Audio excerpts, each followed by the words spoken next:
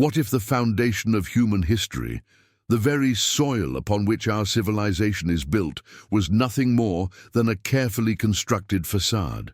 What if the gods of antiquity were not mythical beings, but colonial administrators? And what if, after millennia of silent absence, they decided to return? This is not the stuff of sensationalist fiction.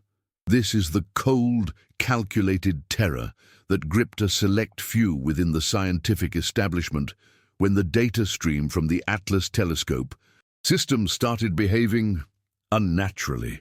The year is now, or perhaps a moment, slightly shifted from your own time, defined by a constant thrum of digital background noise, yet simultaneously defined by a profound ignorance regarding our own cosmic insignificance. In the hallowed, dust-laden confines of a Victorian-era observatory, tucked away on the edges of Cambridge, Dr. Alistair Finch nursed a mug of lukewarm builder's tea. The aroma, usually comforting, felt thin and medicinal tonight, failing to cut through the oppressive chill radiating from the thick stone walls. Outside, the classic English drizzle had settled in for the night, creating a slick sheen on the cobbles, reflecting the anemic glow of the street lamps. Finch was a man built on meticulous routines, a product of decades spent navigating the rarefied atmosphere of elite academia. His tweed jacket, though slightly frayed at the cuffs, spoke of pedigree. His spectacles, perched low on his nose, framed eyes that were currently wide with a specific, horrifying recognition. He wasn't looking at the familiar star charts. He was staring at an anomaly, catalogue designation 3I Atlas. It was initially flagged as a routine near-Earth object, NEO, perhaps a distant comet or an interstellar visitor passing through. But 3I Atlas refused to obey the simple, elegant mathematics of celestial mechanics. It defied Kepler. It scorned Newton. Its trajectory suggested a course correction, subtle, precise, and utterly impossible for a non-powered object of its size. Finch adjusted his chair, the slight squeak of the ancient wood resonating loudly in the quiet space. He ran his hand through his thinning grey hair. The data on the screen was irrefutable. The object wasn't just drifting, it was moving with purpose, charting a path that seemed to curve slightly inward toward the orbital plane of Earth. And not just any path. Finch, a secret devotee of forbidden archaeological literature, the kind of text scoffed at in academic halls, recognized the echoes of patterns associated with the mythical planet of Nibiru, the supposed 12th planet, the home of the Anunnaki, the very beings described in the cracked clay tablets of ancient Sumer. The Anunnaki, those who from heaven to earth came. Sumerian mythology, dating back over 5,000 years, speaks of sophisticated beings who descended upon Mesopotamia, engineering human civilization for their own purposes, specifically the mining of gold. For decades, this narrative, championed primarily by the controversial linguist Zecharia Sitchin, had been relegated to the fringe, the playground of enthusiasts and eccentrics. But here, bathed in the cool blue light of a state-of-the-art monitor, was astronomical evidence lending terrifying credence to the ancient whispers. 3I Atlas, whatever it was following a predictable, cyclical trajectory, one that suggested a return. A planned, timed, and deliberate return to the Earth. Finch felt a genuine physical tightness in his chest, a deep-seated dread that went beyond professional anxiety. This wasn't a scientific puzzle. It was an existential threat, or perhaps an existential reckoning. The very thought that everything he had been taught, everything the Royal Society had upheld, might be a lie, a manufactured historical narrative designed to conceal our status as engineered labor, was dizzying. He leaned back, letting the cold air of the room wash over him. The scent of ozone from the equipment, the faint metallic taste in the air, all indicators of intense computational stress, only amplified the gravity of the situation. He looked down at his notes, scribbled furiously on a yellow legal pad. Non-Keplerian delta V confirmed. Trajectory intersects historical Sumerian axis. Proximity projection, 200 Earth days. 200 days until whatever 3i Atlas was arrived at our doorstep. The clock was ticking, not just for Finch's career, but potentially for the future of the human race. He knew he had to proceed with extreme caution. The Directorate, the shadowy governmental oversight body responsible for managing sensitive extraterrestrial information, had a long reach, extending even into the cloistered world of Cambridge. To speak of Anunnaki was career suicide. To prove their return was possibly species suicide. He needed confirmation, and he needed it outside the official channels. He started typing, the gentle clack of the keys, a muffled sound against the persistent English rain. He was looking for discrepancies in historical weather patterns, geological surveys, anything that coincided with the mythological dates of the Anunnaki's previous alleged visitation. He had to think like an archaeologist, a historian, and a paranoid investigator, all while maintaining the outward composure of a highly respected astrophysicist. The weight of this secret felt heavier than the granite base of the ancient telescope beside him. Finch's reputation was spotless, built on complex calculations concerning dark matter distribution and the orbital mechanics of distant Kuiper belt objects. He was known for his rigorous skepticism, his unwillingness to entertain anything remotely speculative. This background, ironically, was the only thing protecting him now. If a known eccentric had found this data, it would have been instantly dismissed as statistical noise or computational error. But because he found it, the silence from the top tiers of the scientific community was deafening, a vacuum that spoke volumes of nervous recognition. They weren't denying the math, they were denying the implication. He zoomed in on the dataset, meticulously checking the residuals. The deviation from a standard trajectory was minute at first, a mere whisker in astronomical terms, but consistent.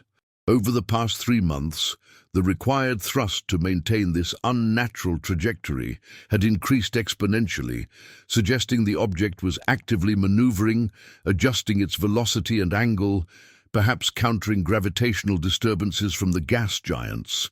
This was not a lump of rock passively following gravity. This was an engineered system executing a plan. The calculations were undeniable. The object was intelligently controlled. Finch swallowed hard, the tea now completely cold in his hand. He thought of his quiet life, the biannual garden party hosted by the department head, the occasional trip to London to see a West End show, the comforting predictability of his existence.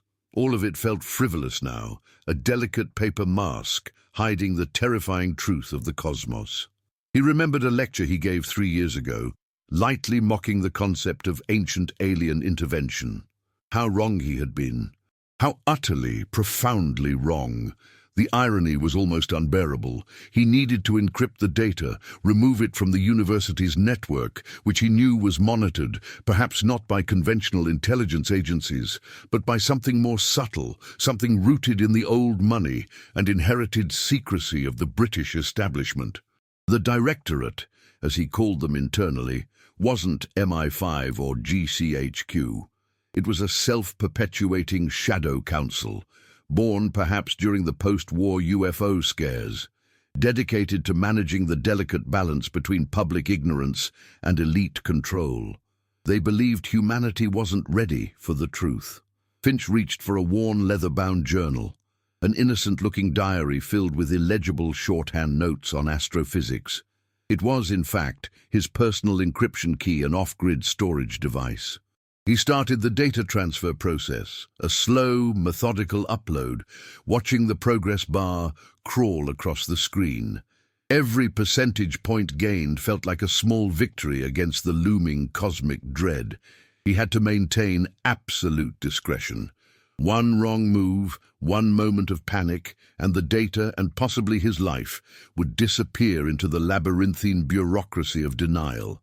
He imagined the directorate's operatives, silent men in unremarkable trench coats, sipping bitter coffee in anonymous London offices, watching network traffic spikes, waiting for a sign of vulnerability. This careful preparation, this internal wrestling with the weight of cosmic secrets, is precisely why we are sharing this story. It's the journey from comfortable denial to terrifying confirmation. It's the question of whether one man, fortified only by empirical data and a growing sense of historical betrayal, can warn a civilization too busy queuing for their morning latte to look up.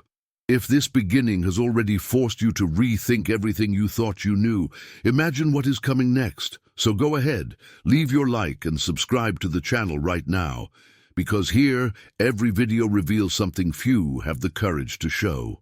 Finch finished the transfer. The relief was minimal. Now the real danger began. Dissemination. Who could he trust? The astronomical community was too tightly knit, too conformist. Any formal submission would be intercepted or debunked by the machine of skepticism he himself had helped build.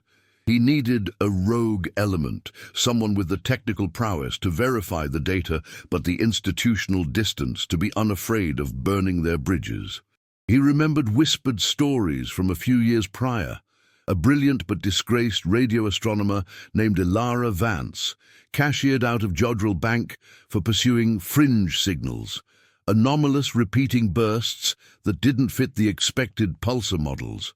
Elara was stubborn, cynical, and crucially independent. She was his only hope. The morning brought no respite, only a thick layer of fog that clung to the fenlands outside Cambridge, making the world seem muted and isolated. Finch hadn't slept. He had spent the remaining hours delving back into the source material that had provided the terrifying context for 3I Atlas, the works of Zecharia Sitchin. Dismissed by mainstream Assyriologists, Sitchin's translations of Sumerian cuneiform tablets, particularly the Enuma Elish, and texts detailing the King's List, posit that a race of extraterrestrials from a large, long-period orbiting planet, Nibiru, visited Earth thousands of years ago. Finch, having always approached these texts academically, was now reading them as potential history. The descriptions were specific. The Anunnaki, the 50 great gods, arriving during a period of planetary distress, seeking atmospheric gold to repair their diminishing ozone layer. Their engineering of the primitive Homo sapiens into a more compliant, intelligent workforce, the Lulu, or primitive worker, was described in detail, allegedly leading to the rapid development of civilization in Mesopotamia. This historical narrative, if true, meant humanity was essentially a bioengineered servant class, left to flourish under observation during the long 3,600-year elliptical orbit of Nibiru. What terrified Finch was the precision of the ancient timeline and its correlation with modern astronomy. Sitchin calculated the cycle length, the Shah, to be roughly 3,600 Earth years. When Finch overlaid the trajectory of 3I Atlas against the projected returns of Nibiru, the correlation was statistically significant, a frightening match that no random interstellar body should possess. 3I Atlas was not Nibiru itself. Sitchin's work suggested Nibiru was far larger, perhaps a brown dwarf. But 3I Atlas could be the scouting vessel, the advance party, or even a technologically advanced relay station, returning after the long absence to check on the plantation.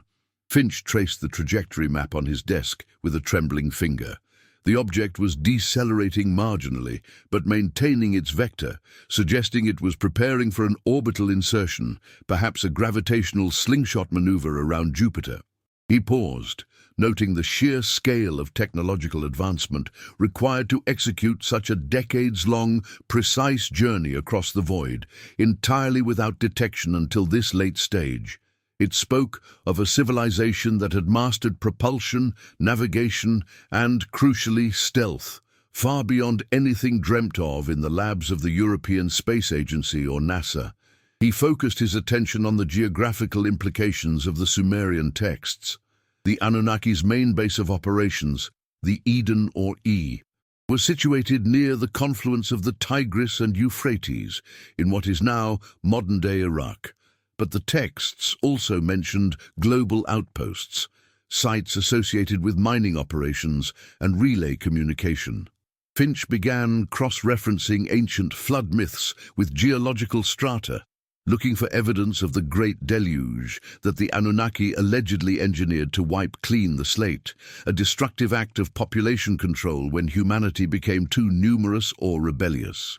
He found compelling patterns: anomalous metallic residue found in deep ice cores, sudden shifts in sea levels coinciding precisely with the Sumerian dates, and most chillingly, repeated cultural references across disparate, isolated ancient civilizations, from the Dogon tribe in Africa to the Mayan glyphs, all pointing to sky gods and the concept of a long cycle return. It was a mosaic of historical and scientific data, each tile innocuous alone, but forming a terrifying picture when assembled. Finch realized the magnitude of his task. He was not just proving an astronomical anomaly, he was validating a fringe theory that overturned every sacred cow of modern anthropology and history. He imagined the scorn, the headline in The Guardian dismissing him as Cambridge professor loses plot, embraces ancient aliens. The ridicule was a small price to pay, however, if the fate of the planet was truly at stake. But the greatest obstacle wasn't academic rejection. It was the structured, systemic opposition of the Directorate, whose priority was stability above truth. They would move decisively to suppress this knowledge, classifying it as a severe threat to global order. Finch knew he couldn't act within the system. His immediate superior, Professor Eldridge, a man whose ambition outweighed his intellect, would report the data immediately upwards, hoping for prestige, and the data would vanish into the black hole of classified projects. To circumvent this, Finch took an extraordinary, risky step. He traveled to London, not to submit papers, but to gauge the official temperature. He arranged a clandestine, non-committal lunch with an old acquaintance, Dr. Quentin Barlow, a mid-level bureaucrat who had shifted from astrophysics research to managing budget allocations for UK space initiatives within Whitehall. The meeting was held in a terribly nondescript cafe near Trafalgar Square, the kind of place where civil servants discussed policy over bland tuna sandwiches and watery coffee. The air was thick with the scent of damp wool and institutional efficiency. Finch kept his questions oblique, couched in theoretical terms. Quentin, hypothetically speaking, if a significant non-Keplerian anomaly were detected, what would the protocol be? Barlow, a portly man whose tie was slightly askew, paused mid-bite of his sandwich. He wiped crumbs from his expensive suit jacket.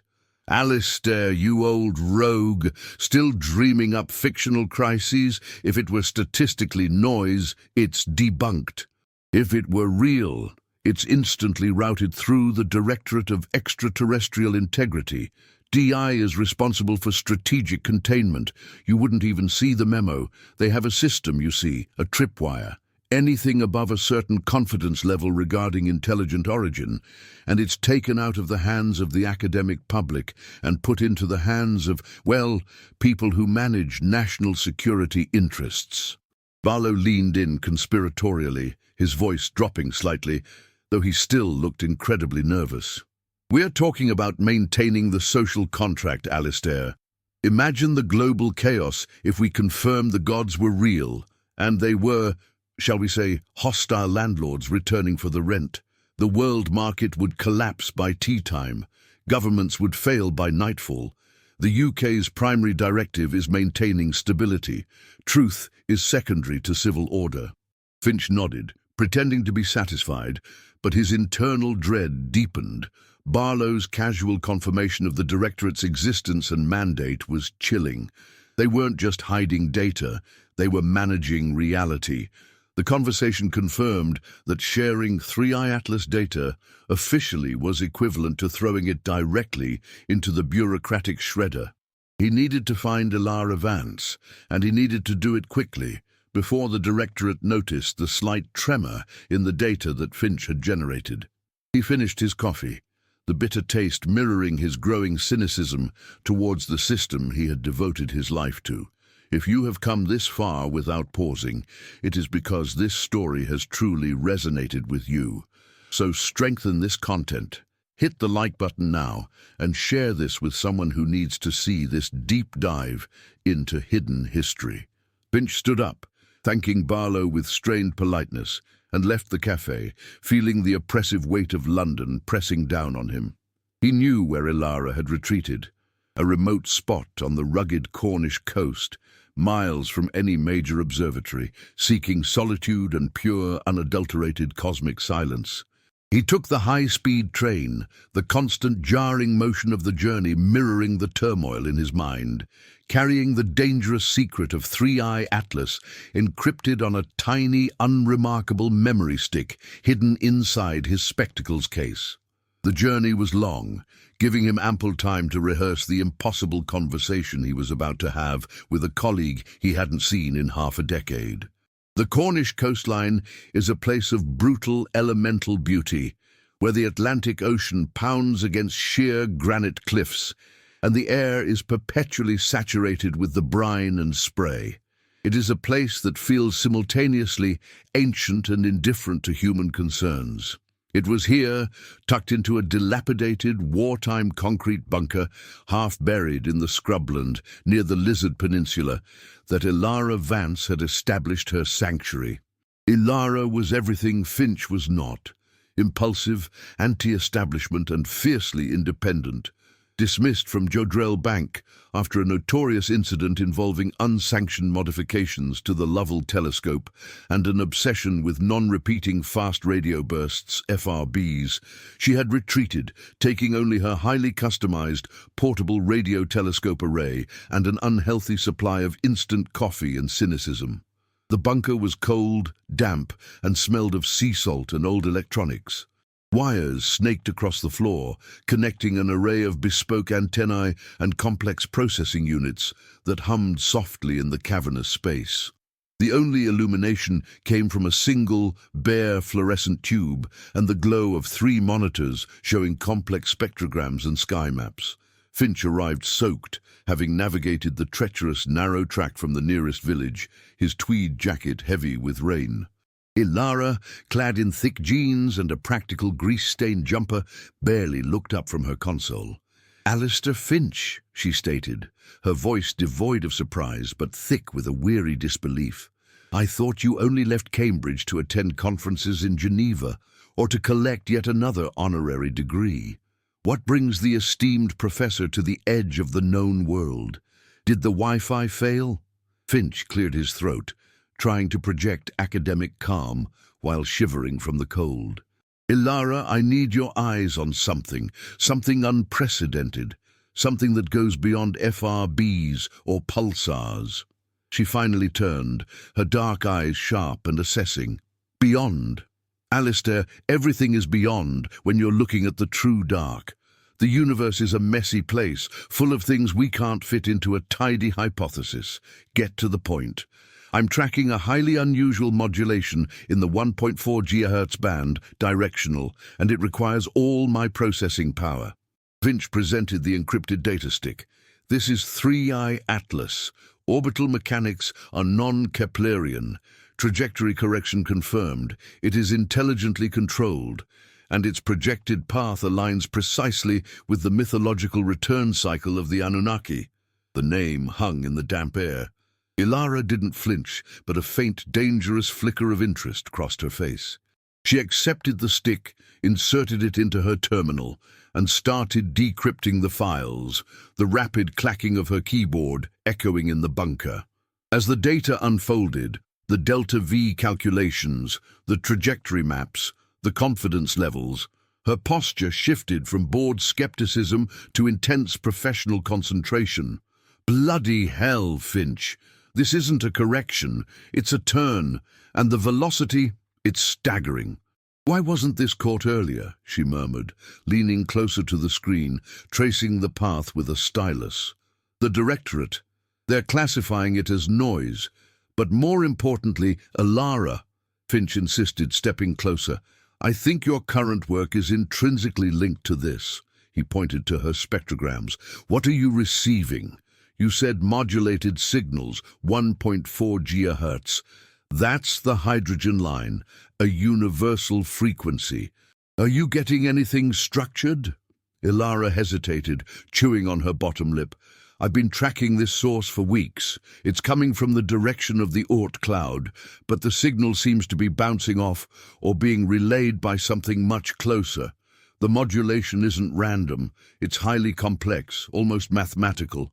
I haven't managed to break the key yet, but it involves base 60 sequencing. Sumerian, essentially. The revelation hung in the air.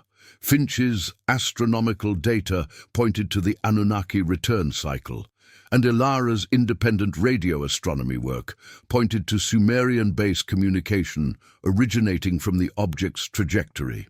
The coincidence was too profound to be ignored. It felt like the universe itself was converging on a single terrifying conclusion. Ilara's bunker, previously a refuge of independent research, now felt like the command center for the end of the world. The constant rhythmic crash of the waves outside provided a primal, unsettling percussion to their intellectual exchange. Finch watched Ilara, noting the fierce intelligence radiating from her tired face. She had spent years chasing ghosts, fighting the ridicule of her peers. Now she was holding the key to genuine cosmic contact. Base 60, Finch muttered, pacing the concrete floor.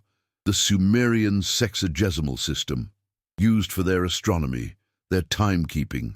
If this signal is using that math, it's a direct address to an audience familiar with ancient Earth technology. It's a signature, Ilara, not a message, but a declaration of identity. Ilara adjusted the gain on her receiver, the static hiss filling the brief silences. I tried all the conventional approaches, prime numbers, hydrogen atom spin flip frequency references. Nothing. I was beginning to think it was just highly structured noise, a complex stellar process we didn't understand. She paused, looking at the 3i Atlas data again. But if the trajectory is controlled and the source is them, then the message is likely an instruction set, a beacon or a pre-landing announcement. Think of it, Alistair. They wouldn't use binary or quantum entanglement. They would use the system they left us with. They spent the next 8 hours in a frenzy of analysis, fueled by Ilara's strong instant coffee and the growing urgency of the orbital projection. Finch worked on verifying the trajectory corrections, building a predictive model based on conscious intent rather than pure gravity. Ilara focused on the communications, inputting historical Sumerian mathematical constants, hoping to unlock the sequence. The process was painstaking. The signal itself was faint, requiring massive digital stacking and noise cancellation. The air in the bunker grew heavy with the smell of hot electronics and the lingering damp. Every time Ilara thought she had a lead, a pattern of 3, a repeating sequence of 15, it dissolved back into complex interference. The object was broadcasting, but subtly, as if intended only for a very specific receiver, perhaps one that no longer existed, or one that was hidden deep within the earth. Finch, exhausted, wrapped his arms around himself, trying to generate warmth. He looked out of the narrow slit window of the bunker. The fog was lifting, revealing the vast, cold expanse of the Atlantic. What would the message say? He asked, his voice raw. Ilara didn't look up. It wouldn't be a greeting, Finch. Not after 3,600 years. It would be an inventory, a status report, or perhaps a command. The texts say they were masters of genetic manipulation. What if the message is designed to activate something within us, the Lulu, the primitive worker, a dormant gene, a response mechanism? This possibility was truly terrifying. The idea that the moment of contact wouldn't be a diplomatic exchange, but a biological override. They were not just facing an external threat, they were facing a potential internal betrayal woven into the very fabric of human DNA. This thought spurred Ilara to redouble her efforts.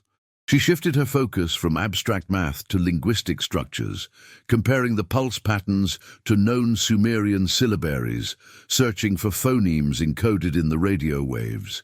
It was a long shot, bridging the gap between radio astronomy and ancient linguistics, but they were running out of conventional options.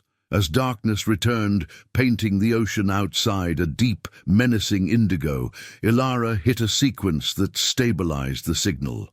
A high-pass filter, paired with a unique ancient Sumerian fractal geometry she had discovered in an obscure manuscript, suddenly simplified the broadcast. The complex noise resolved into a rhythmic, repeating pulse that resembled a highly sophisticated digital heartbeat. "I have it," Ilara whispered, her voice tight with adrenaline.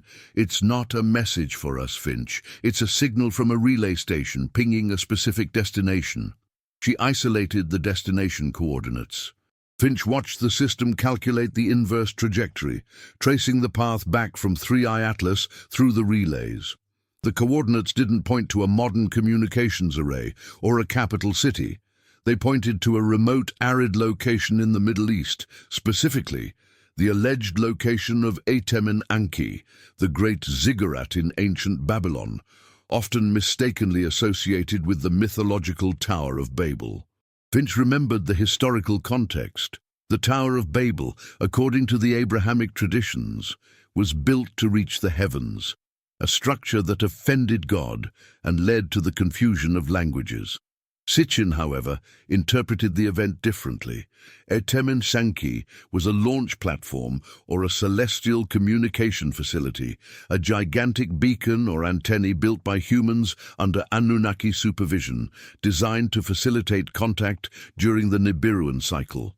When the Anunnaki decided humanity was becoming too technologically independent, they destroyed the tower and deliberately fragmented human language to prevent future collaboration.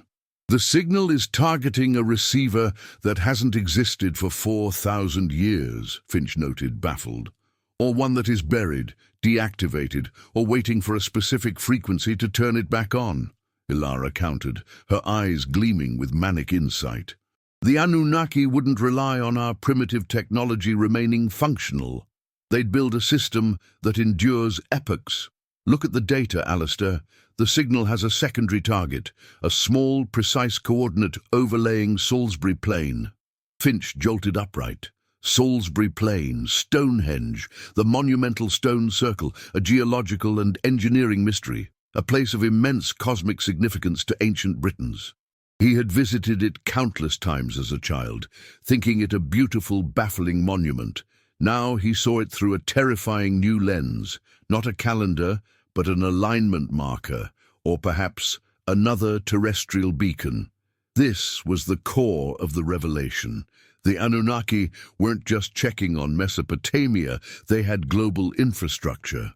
The signal from 3i Atlas was confirming the functionality of two key, geographically separated communication nodes, the ancient cradle of civilization in Babylon and the deeply entrenched megalithic heart of Britain. The implication was that the Anunnaki influence was far more pervasive and geographically distributed than even Sitchin had proposed. The entire Earth was segmented, mapped, and ready for reactivation. This terrifying intersection of ancient history and advanced astronomy demanded a wider audience. But the fear of the Directorate, the very real threat of swift and silent suppression, kept them isolated in the cold, damp bunker. Finch reflected on the profound silence of the academic community regarding megalithic sites, always theories about rituals, never theories about communication arrays. They had been looking at these gigantic stones with the wrong paradigm entirely. The sheer impossibility of their discovery forced Finch and Ilara into a perilous, clandestine meeting network. They chose Manchester, a city known for its industrial history and perpetual grey skies, as their neutral ground, specifically a forgotten, slightly sticky pub off Trafalgar Street. The pub was loud enough to drown out private conversations, the air thick with the smell of stale ale, chips, and cheap disinfectant. They sat in a dark corner booth, surrounded by the comfortable noise of ordinary British life, blokes discussing football, a group of women laughing too loudly, the constant clang of the cellar door. This mundane backdrop only amplified the cosmic weight of their discussion. Finch leaned across the table, his voice low and urgent. "The Directorate knows we're looking. I've noticed a slight lag in my secure communication channels. My official email was flagged this morning, a spurious alert about unauthorized access attempts. They're phishing, Ilara." Ilara, nursing a pint of bitter, nodded grimly. "Mine too.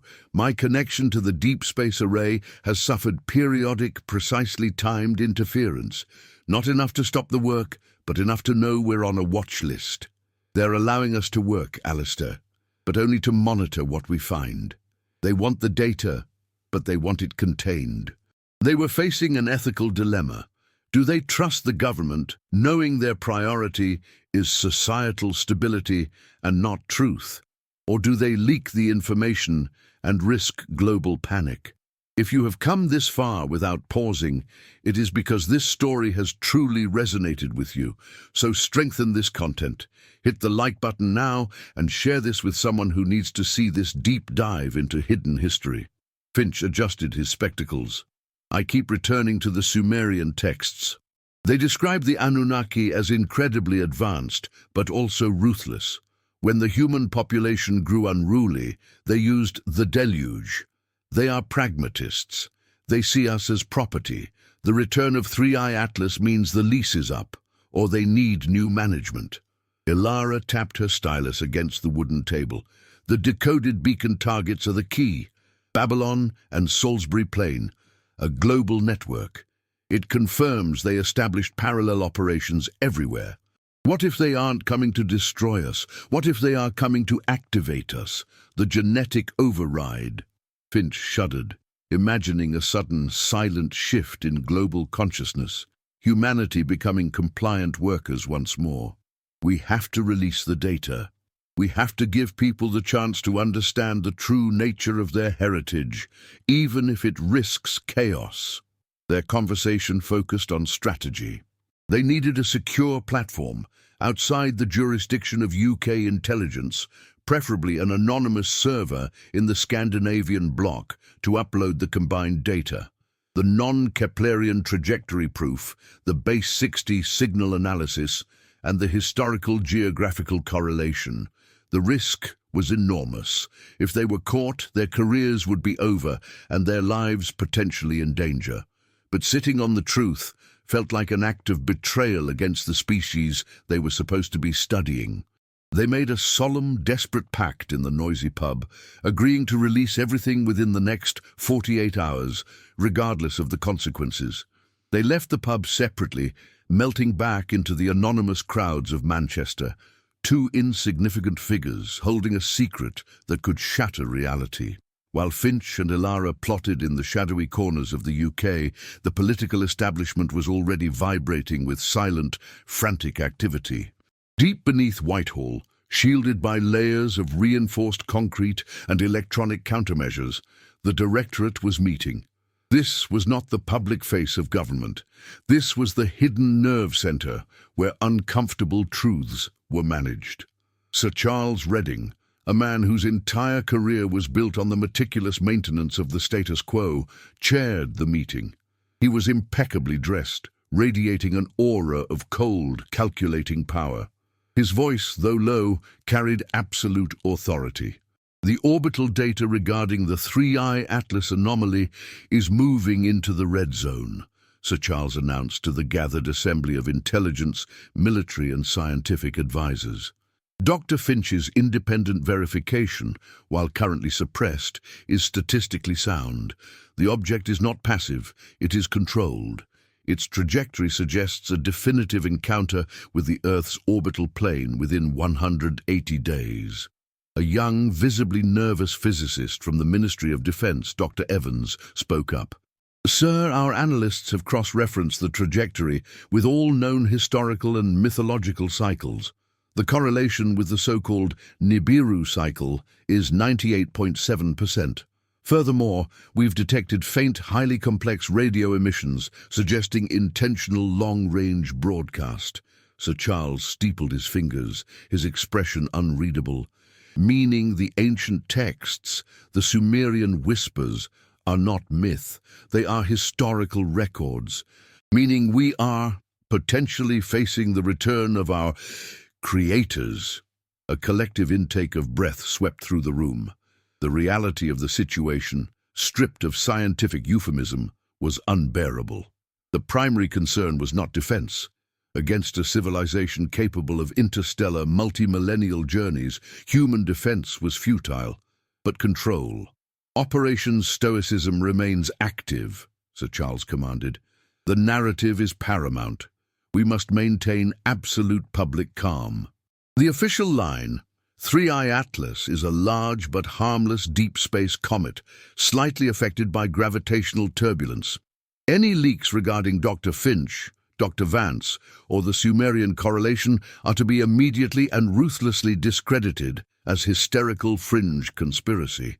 Use targeted denial, discredit the sources, flood social media with counter-theories. We must ensure the public remains preoccupied with the price of petrol and the latest royal gossip. Distraction is our greatest asset. The military representative, General Hastings, leaned forward. And what about an active response, Sir Charles? Should we prepare for conventional deterrence, scramble typhoons, deploy the fleet? Sir Charles shook his head slowly. A display of force would only confirm the threat and potentially provoke a hostile response from a vastly superior intelligence.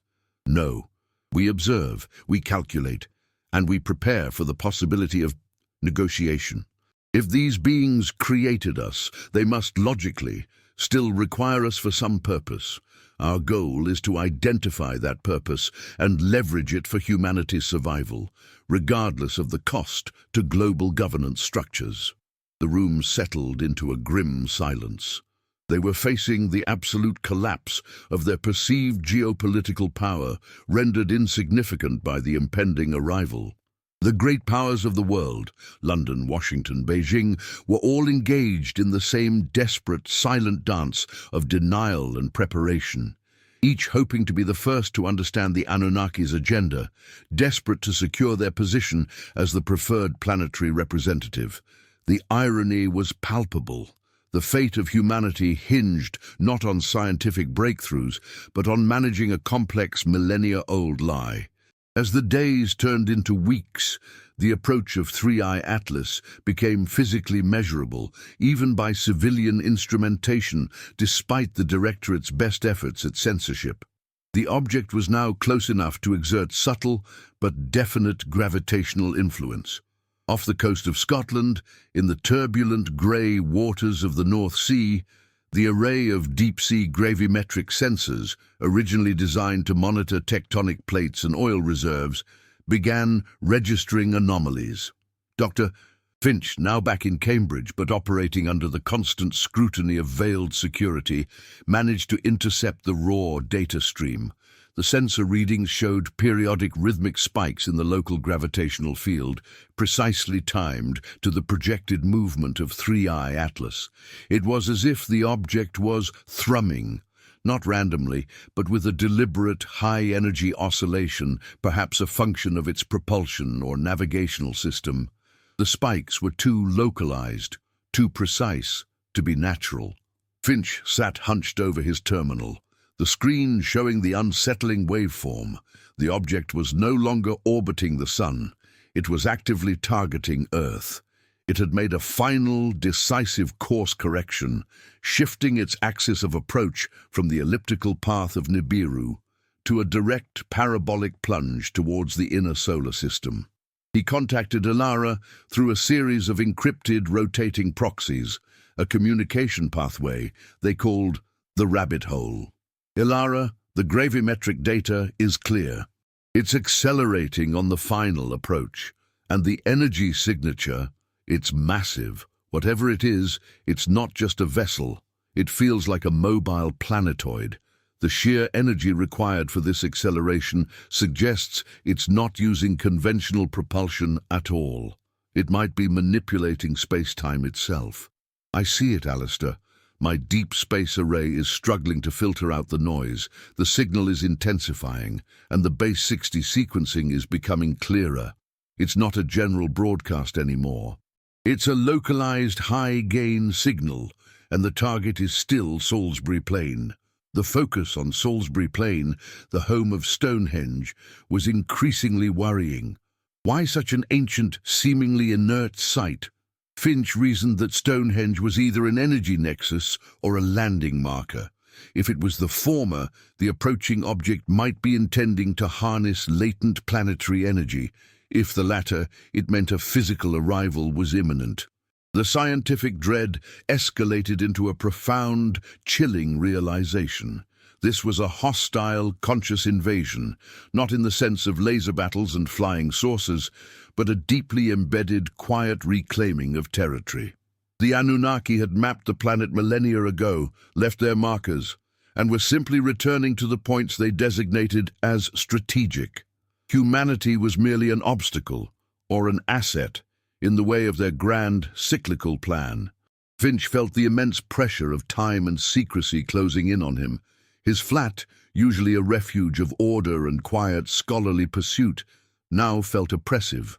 He spent hours meticulously reviewing the visual data obtained from amateur astronomers who had managed to photograph 3I Atlas before their images were scrubbed from the net by the Directorate's digital cleanup teams. The visual confirmation was the final, devastating piece of the puzzle. Through high-powered, ground-based telescopes, the object, still distant, did not resemble a comet with its diffused coma and dusty tail, nor an asteroid with its rugged, irregular surface. 3I Atlas possessed geometric regularities. It was multifaceted, with sharp edges and unnatural symmetry. It looked, for lack of a better term, constructed, a gigantic, silent black tetrahedron gliding through the void. Finch remembered the descriptions of the Anunnaki craft in the Sumerian texts, the shems, or sky boats, often depicted as having conical or angular shapes. The scale of 3I Atlas, however, suggested not a ship, but a mothership, a traveling habitat, or perhaps a mobile orbital weapon. He slumped in his leather armchair, the cold air seeping into the room. He contemplated the sheer scale of the deception maintained over human history. Entire religions, philosophies, and scientific disciplines had been built around the premise of an empty, undirected cosmos, a world without intentional, external creators. The sudden, violent insertion of the Anunnaki narrative shattered that fragile consensus. He reached for the battered copy of the Sumerian king list. The texts spoke of kings who ruled for tens of thousands of years, their reigns measured in the long Shah cycles. These were not human monarchs. They were the Anunnaki administrators, ruling until the return cycle demanded their departure. Humanity was simply filling in the gap, managing the estate until the owners returned. The sheer arrogance of this cosmic property claim was stunning. If you have come this far without pausing, it is because this story has truly resonated with you. So strengthen this content. Hit the like button now and share this with someone who needs to see this deep dive into hidden history. Finch felt a deep sense of philosophical terror. He was a man of logic and evidence, and the evidence now pointed to the profound insignificance of all human endeavor. What was the point of building cathedrals, writing great literature, or exploring space if our entire civilization was merely an experiment in genetic gardening, subject to the cyclical review of its creators? He realized the Directorate's position, while morally repugnant, was politically rational. The truth, in this case, was genuinely destabilizing. But Finch's moral compass, honed by years of seeking absolute empirical truth, demanded exposure. The world needed to be forewarned to have a fighting chance, even if that chance was infinitesimally small. He started preparing the final presentation files, a document that would become the most dangerous piece of literature in modern history. The 3 Atlas dossier, evidence of intelligent, historical, non-terrestrial intervention. The information war was now in full swing. As 3I Atlas closed the distance, global powers intensified their attempts to control the flow of information. In the UK, the Directorate imposed a subtle, sophisticated media blackout.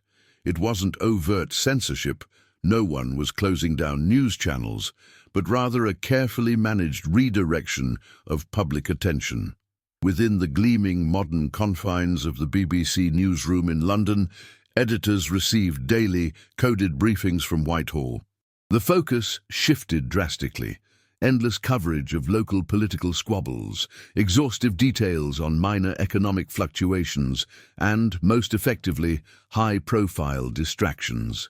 The news cycle was deliberately engineered to be shallow, repetitive, and utterly mundane.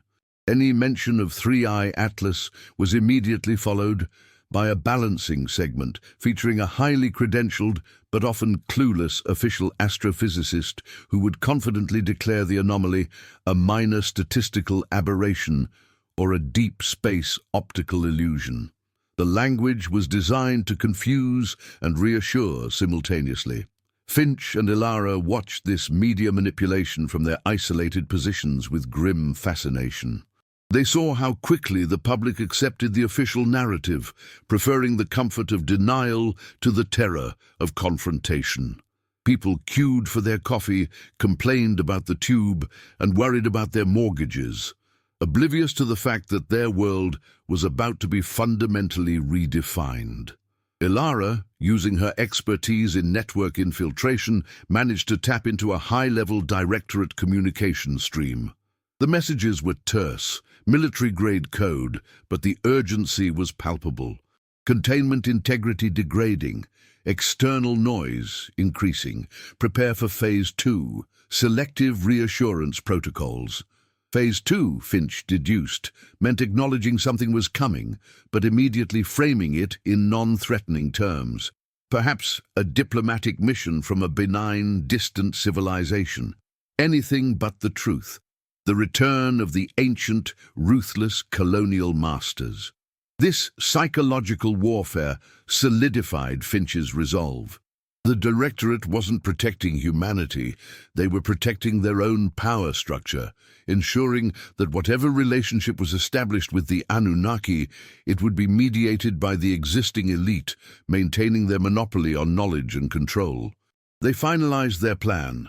The complete dossier, including the raw trajectory data, Ilara's decoded Sumerian beacon coordinates, and Finch's historical correlation proofs, would be uploaded simultaneously to 25 different secure servers globally, including several deep web archives, making it impossible for the Directorate to scrub completely. Finch and Ilara met for the final time before the upload in a rented drab flat in Leeds. The safe house was chosen for its anonymity and its distance from their known operational zones. The flat was cramped, poorly furnished, and smelled faintly of old curry. Outside, a heavy, driving Yorkshire rain hammered against the windows, isolating them further. They worked side by side, the tension in the room so thick it was nearly visible. Finch meticulously checked the encryption keys. Ilara prepared the automated distribution script. Every click of the mouse felt like a monumental decision. The moment this goes live, Alistair, there's no going back, Ilara stated, her voice quiet but firm. They will dismantle us. Our reputations, our lives, they'll be rubble. Finch looked out at the rain-streaked window, seeing the blurred reflection of his own anxious face. Rubble is fine, Ilara, better than being compliant slaves. We have to sacrifice the immediate future for the possibility of a real one. If humanity knows the truth, maybe, just maybe, they can resist the genetic override, or find a way to appeal to our creators, not as property, but as autonomous beings. He looked at the laptop screen, the final document ready for deployment. The clock counted down the last minute before the synchronized upload. If you have come this far without pausing, it is because this story has truly resonated with you. So strengthen this content, hit the like button now and share this with someone who needs to see this deep dive into hidden history. The upload commenced. The tiny status bar zipped across the screen. They watched in silence, listening only to the relentless drumming of the rain and the faint hum of the overworked laptop. In less than 30 seconds, the truth about the Anunnaki, about Three-Eye Atlas, and about humanity's engineered past would be irrevocably loose on the world. This was their act of rebellion, their final attempt to break the cycle of secrecy and control. As the final packet of data was sent, a profound silence descended upon the flat. They had done it. They had committed an act of intellectual treason, an act of supreme courage. Now they waited for the world to react and for the Directorate to retaliate. They knew the response would be swift, brutal, and targeted. But for a brief, fleeting moment, they felt a sense of perverse triumph. The truth was out there. The effect was immediate and catastrophic. Within hours, the Three-Eye Atlas dossier spread like wildfire across non-traditional media. Initial skepticism gave way to horrified belief as the sheer volume and statistical confidence of the data became apparent. The correlation between the orbital mechanics and the Sumerian king list was too high to ignore. In the UK, the government's carefully constructed narrative collapsed entirely. Panic began to ripple through the populace. Stock markets in London, Frankfurt and New York entered freefall. Queues formed not just for petrol, but for every conceivable survival supply. The veneer of British stoicism cracked under the pressure of cosmic dread. The Directorate, however, reacted with efficiency, not panic. They immediately labelled Finch and Ilara as co-conspirators in a deliberate disinformation campaign, funded by hostile foreign entities releasing carefully fabricated evidence of their alleged mental instability and financial impropriety. The information war escalated from subtle denial to full character assassination. But the physical reality of Three-Eye Atlas was now overwhelming the narrative.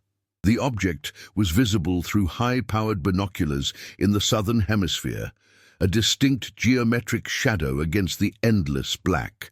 Its gravity anomalies were causing minor, localized seismic disturbances. Ilara's final analysis of the Sumerian beacon signal yielded the most horrifying piece of information.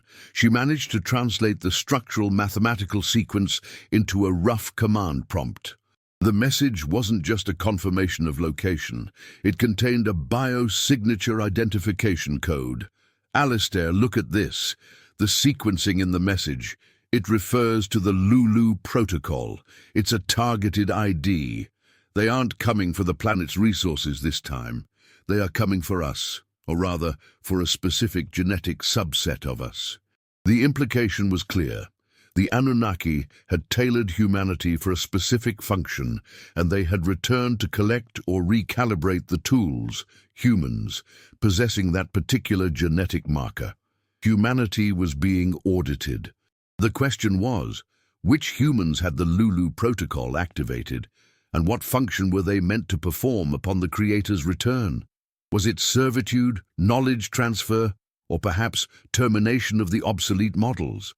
The chilling uncertainty amplified the global panic, proving Finch and Ilara right. The truth was the only weapon humanity had left. The days following the leak of the Three-Eye Atlas dossier were marked by a profound global disorientation. The world had gone from comfortable ignorance to existential terror overnight. In London, the usually orderly queues for the bus and the underground dissolved into nervous clusters. People looked up constantly, scanning the overcast sky, searching for a sight the Directorate swore didn't exist. The British government, having failed in its strategy of denial, transitioned seamlessly into the selective reassurance protocols that Sir Charles had outlined. News anchors, their voices strained but professional, spoke of an unexpected diplomatic opportunity, a benign advanced culture making contact after millennia of silence. They framed 3i Atlas as a world ark, bringing great knowledge and technology, not judgment. This narrative was highly successful among those who preferred hope over horror, but it did little to quell the rising tide of fear among the informed. Finch and Ilara, now deep in hiding and relying on a network of sympathetic academics and digital activists, watched the unfolding chaos with a mixture of vindication and despair. They are using hope as a weapon, Ilara. They know the public will grasp at any straw that isn't complete annihilation. But the gravimetric data doesn't lie. This thing is not slowing down for a gentle handshake. It's making a final approach burn for orbital insertion. They want to be close, stationary, right above the targeted beacons. Ilara tracked the global movements of the Directorate's counterpart agencies. Satellite imagery revealed unprecedented military buildups around the identified key sites. Not only the predicted landing zones in the Middle East and Salisbury Plain, but also near major gold reserves and ancient repositories of knowledge, such as the Vatican archives and the British Museum's deep storage facilities. The governments weren't preparing to fight, they were preparing to inventory. They seemed to understand the transactional nature of the Anunnaki return. If the Anunnaki sought resources or information, the governments wanted to be the ones who offered it up, securing their place as collaborators rather than casualties. The streets of Leeds, where Finch and Ilara remained hidden, were strangely subdued compared to London. People were emptying the shelves of tinned goods and bottled water, preparing for a long siege against the unknown. The sound of distant police sirens, muffled by the relentless rain, was the only constant reminder of the collapsing social structure. Finch found himself unable to concentrate on the science. His mind kept drifting back to the Lulu Protocol. Which of humanity possessed the active genetic marker? Was it based on lineage, profession, or proximity to ancient power centers? He theorized that the marker might be linked to creativity, compliance, or perhaps the ability to rapidly process complex information, the very traits that defined human civilization. If the Anunnaki were seeking to harvest knowledge or labor, they would target the most functionally valuable individuals. Despite the official narrative of diplomatic contact, the military was forced to prepare for the worst. Deep within the protected hangars of RAF Coningsby, Typhoon jets were being armed with conventional ordnance, orders classified at the highest level, Operation Skyfall. General Hastings, overseeing the preparation from a subterranean bunker beneath London, felt a deep, chilling futility. He was an officer trained for conventional war, tanks, bombs, enemy lines. He was now preparing to confront an enemy that could traverse solar systems. The orders are to observe, maintain a defensive perimeter around the UK airspace, and only engage if clear hostile action is taken against civilian targets. We will not fire first. We must not be the cause of our own annihilation. The pilots, young men and women trained to a razor's edge, were deeply unsettled. They were being briefed on an object that defied physics, an object associated with the gods of antiquity. Their instruments were barely capable of tracking 3i Atlas in the outer atmosphere. The sheer scale and speed of the incoming vessel made their typhoons feel like gnats buzzing around a mountain. Finch, having managed to tap into a weather balloon telemetry feed, observed the altitude and approach vector of the massive object. It was decelerating smoothly, executing a perfect braking burn using methods unknown to human science. It was clear that 3i Atlas was preparing for a geostationary hover, positioning itself directly above the northern hemisphere, the optimal point for broadcast and deployment. Ilara's theory about the biosignature solidified. The object was broadcasting a low-frequency, high-penetration signal designed not to be heard by human ears, but to resonate with specific genetic material. This was the true terror, the silent, non-kinetic weapon that bypassed all military defense and aimed straight for the biological core of humanity. They needed to know what the Lulu Protocol commanded. Was it a simple call to work, or something more insidious? They theorized that the sudden explosion of creativity and intelligence in Sumer, the rapid leap from primitive existence to complex civilization, was the result of the Anunnaki activating humanity. Now they were preparing to flip the switch again. The atmosphere in the Leeds flat became increasingly tense. Every shadow seemed to conceal a directorate operative. Every passing van seemed to be carrying surveillance equipment. Finch and Ilara knew their anonymity was temporary. The world was shrinking, and soon there would be nowhere left to hide. They clung to the hope that their leaked data had prepared enough people, the truly vigilant, to resist the impending psychological and biological takeover. The pressure of being fugitives, holding the key to humanity's fate, was visibly taxing on both Finch and Ilara. Finch, the meticulous academic, found his structured world utterly dismantled. He hadn't shaved in days, and his tweed jacket was now stained with coffee and grime. Ilara, normally volatile, had become unnervingly quiet, her focus absolute.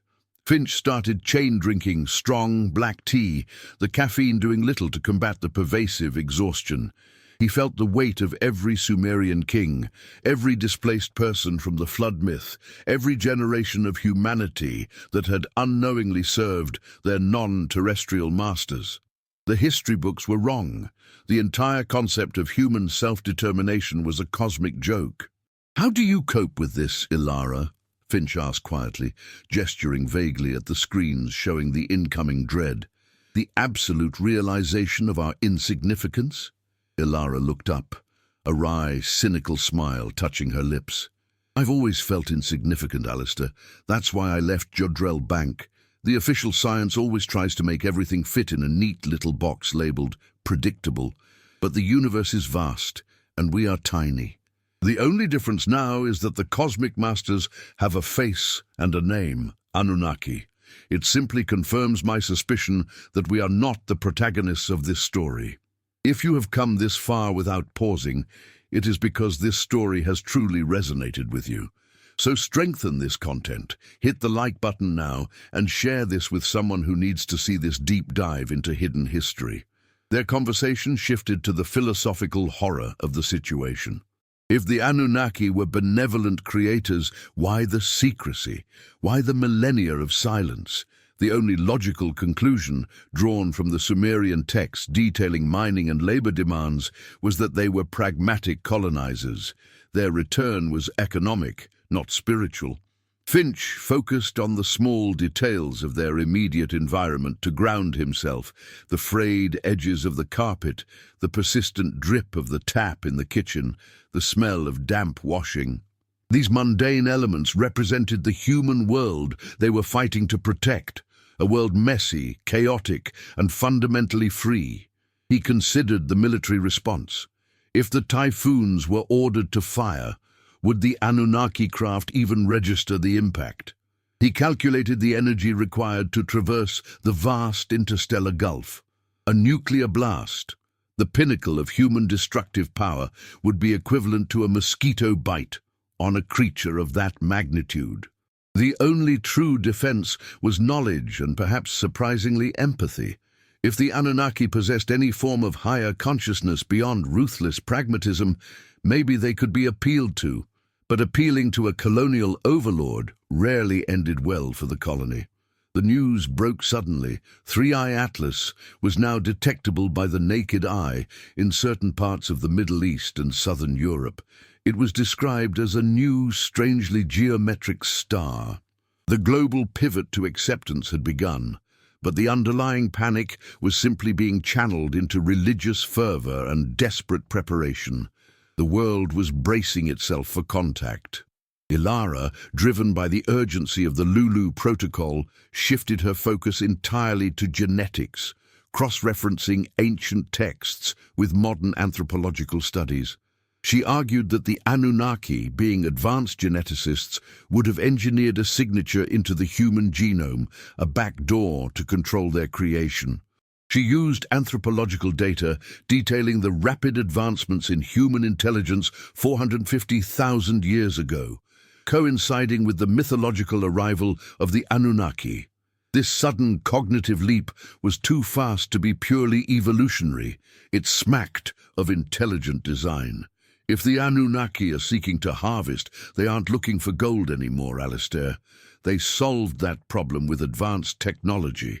They are looking for the refined product, the human mind, the cumulative knowledge base built over millennia. We are the supercomputer they engineered. Ilara theorized that the Lulu protocol wasn't an activation switch, but a homing beacon. The individuals possessing the active genetic marker, the descendants closest to the original engineered stock, would be subconsciously drawn to the source of the broadcast, the Salisbury Plain and Babylon sites. This theory explained the sudden, inexplicable urge many ordinary people across the UK and the Middle East felt to travel to these ancient sites. Media reports, previously dismissed as human interest pieces, suddenly took on a chilling new significance. Stories of retired engineers, university professors, and highly skilled technicians abandoning their lives and heading on impromptu pilgrimages to Stonehenge or the ruins of Babylon. They were not religious zealots. They were being biologically commanded. Finch and Ilara had stumbled upon the true agenda, a silent, global harvesting of human intellectual capital initiated by an interstellar beacon. The Anunnaki weren't interested in a large-scale war. They were interested in a clean, quiet extraction of their assets. They scrambled to translate the specific frequency modulation that would indicate the initiation of the genetic homing signal. If they could broadcast a counter-frequency, a dissonant signal, they might be able to disrupt the command, giving humanity a brief window of freedom. But the power required was immense, far beyond the capacity of Ilara's jury-rigged bunker array. They decided they had to move, abandoning the safe house for a location with access to industrial-grade broadcasting equipment. Their only chance lay in seizing control of a powerful state-owned transmitter, a high-risk move that would bring them into direct confrontation with the Directorate. They set their sights on the BBC's historic long-wave transmitter station in Droitwich, a relic of the Cold War, still powerful enough to blanket the UK and parts of Europe with a counter-signal. The Droitwich long-wave transmitter, a formidable collection of massive antenna masts rising like skeletal giants from the flatlands of Worcestershire, became the target. It was heavily secured, but Finch and Ilara, leveraging their knowledge of outdated governmental communication protocols and Ilara's hacking genius, planned a subtle infiltration. The massive structure loomed against the night sky, its sheer scale a testament to human engineering. The air around the antennae crackled with residual electromagnetic energy. The ground felt alive. Finch and Ilara approached under the cover of a dense, unseasonal mist that rolled in from the nearby fields. They felt like protagonists in a cheap espionage film, but the stakes were far higher than national secrets. They bypassed the external security systems, simple motion detectors and cameras, using techniques Ilara had refined during her rebellious years at Jodrell Bank. Gaining access to the main control building was the crucial step. It was a massive, single-story bunker, heavily shielded against EMP attacks, housing the enormous power capacitors and amplification machinery. Inside, the machinery hummed with immense, contained power. The air was dry and smelled intensely of ozone and heat. Finch, despite his fear, felt a thrill, a genuine scientific challenge. He was preparing to hijack the most powerful broadcast tool in the UK, to send a message of profound defiance to the universe's oldest colonizers. They located the main amplification array. Ilara quickly began rerouting the power flow, preparing to override the standard broadcast signal. Her fingers flew across the antiquated control panel. "We need maximum power, Alistair. We have one shot. If we blow the capacitors, the Directorate will be here in minutes, and we lose the window." The clock was now measured in hours. 3I Atlas was entering geostationary orbit, preparing to hover directly over the North Sea, perfectly positioned to blanket the UK and Western Europe with its targeted subconscious command signal. The tension was almost physical. Finch stood guard, listening to the heavy mechanical thrum of the power flowing through the enormous vacuum tubes. Ilara was sweating, her face illuminated by the green glow of the dials. She found the specific frequency of the Anunnaki homing signal, a highly complex subaural wave that vibrated just below the threshold of human hearing, designed to target the cochlea and trigger the genetic response in the brainstem. I have it. This is the command frequency. I'm preparing a countersignal. It's not a nullification. That would require too much energy. It's a cognitive dissonant wave, a frequency designed to disrupt the pattern recognition required by the Lulu protocol. It won't stop the signal, but it will confuse the target receptor. Finch watched the enormous analog power meters peak. The entire structure seemed to groan under the strain. He knew this broadcast would be a massive, undeniable flare on the global spectrum, instantly identifying their location to every intelligence agency on Earth. Do it, Ilara, now! She flipped the final switch. A deep, silent wave of energy pulsed out from the massive aerials, washing over the surrounding countryside, invisible and unheard, but immensely powerful. The counter-signal, Ilara's last act of defiance, was now fighting the Anunnaki beacon for control of the human mind. If you have come this far without pausing, it is because this story has truly resonated with you. To strengthen this content, hit the like button now and share this with someone who needs to see this deep dive into hidden history. The effect was not immediate chaos, but a moment of profound, unsettling confusion across the UK. People drawn compulsively toward Salisbury Plain suddenly felt an inexplicable urge to turn back. The clarity of the Anunnaki command was being blurred by Ilara's dissonant wave. But the success was fleeting. Just as the countersignal stabilized, the main security door burst open. Armed Directorate operatives clad in black silently stormed the control room. The Directorate operatives moved with chilling speed and precision. Finch and Ilara were instantly subdued, the cold, heavy weight of the handcuffs closing around their wrists.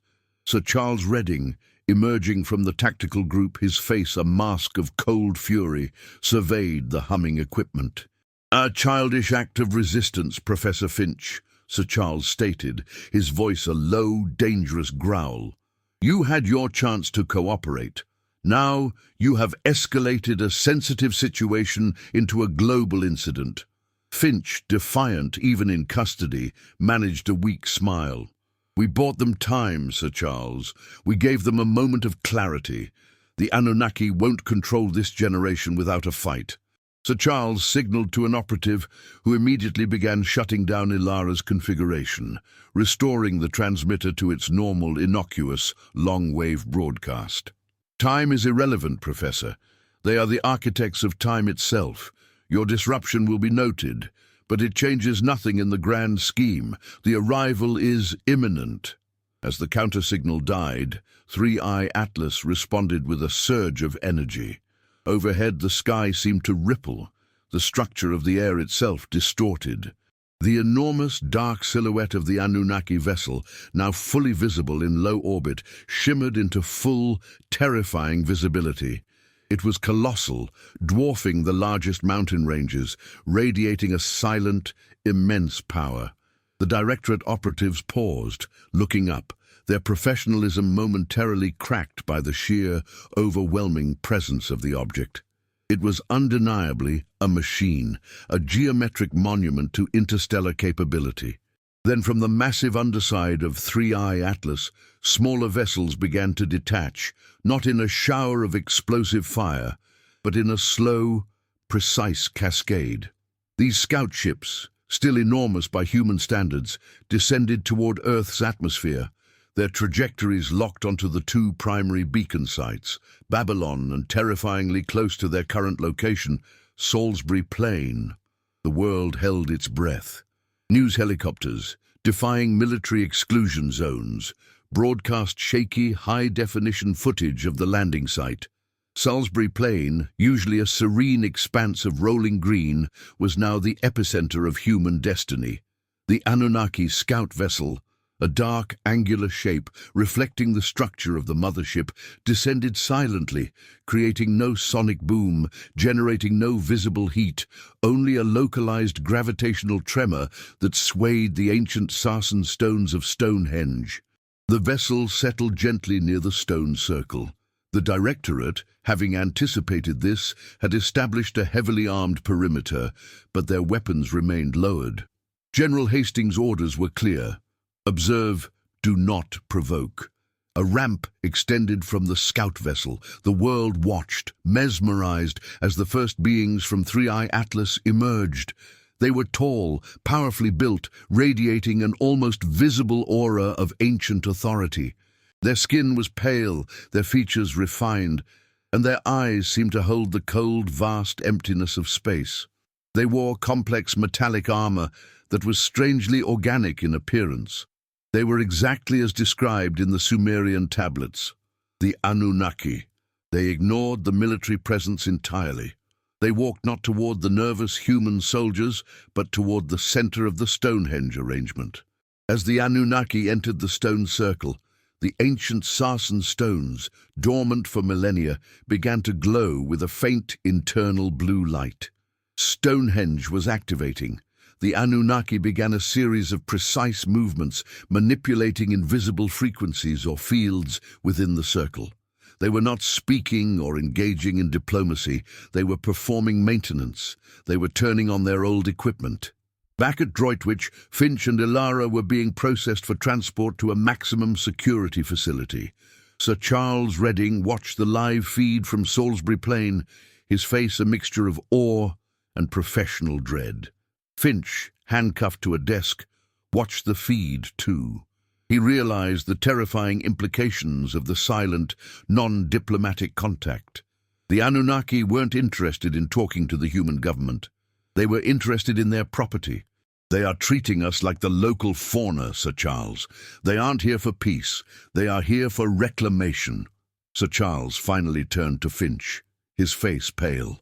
We have managed to intercept a low-level internal Anunnaki communication from the scout ship. It's heavily encrypted, but we've translated a key phrase, a status report.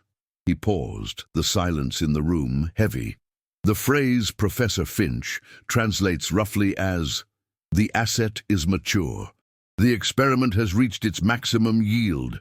Prepare for the culling of the obsolete and the retention of the functional inventory. The final, brutal truth was delivered. The Anunnaki weren't returning to save or destroy humanity entirely. They were returning to select the best, the genetically compliant, the intellectually refined, and discard the rest. Humanity was not being saved, it was being pruned. Finch felt a dizzying cold wash over him. His act of rebellion had merely hastened the final audit. Ilara, however, offered a final defiant whisper. They may be able to harvest the smart ones, Alistair, but they can't harvest the spirit. We released the dossier. They know they have been anticipated. That knowledge is the only seed of defiance left.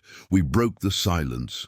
The Anunnaki continued their silent, methodical work at Stonehenge, the stones glowing brighter, amplifying the genetic homing beacon across the northern hemisphere. The great, dark shadow of 3i Atlas remained stationary overhead, a silent judge in the sky. Finch and Ilara were led away by the Directorate operatives, their voices lost to the sudden, overwhelming noise of military aircraft finally being scrambled. Too late, too futile. The world was now divided.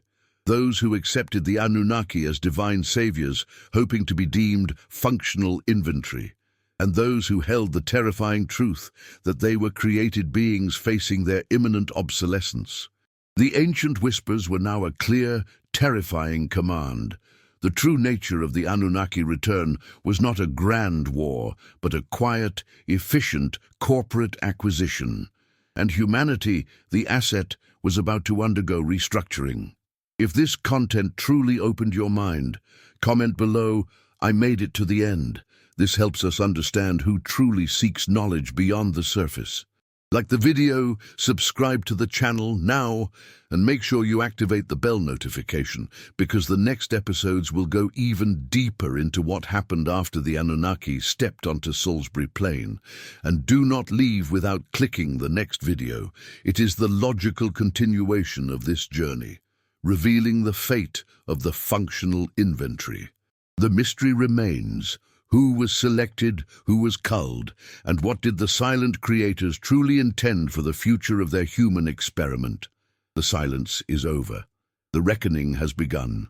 But the defiance of two humble scientists, Dr. Alistair Finch and Ilara Vance, ensured that at least some of us went into this new age with our eyes wide open.